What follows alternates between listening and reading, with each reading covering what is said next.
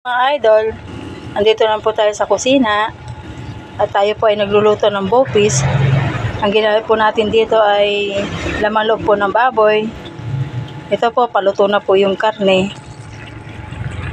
Lalagyan na po natin siya ng atsuete, pampakulay lang po. Pero may mga seasoning na po yan. Yan po natin. Konti lang po. Dadagdagan na lang po natin mamaya.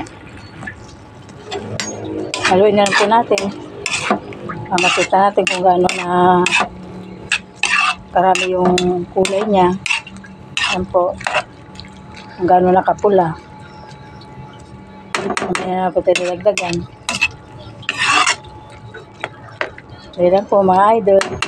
Kukunin po natin yung mga gulay na ilalagay. Meron po tayong carrots. Tapos labanos po.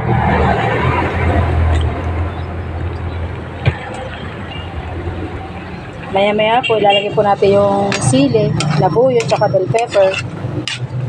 Yan po mga idol, ang sarap. Medyo manghang po ito. Yan. Ang paraya po ng kanin naman po ito mga idol. Oh. Lagyan na po natin yung bell pepper, tsaka sili.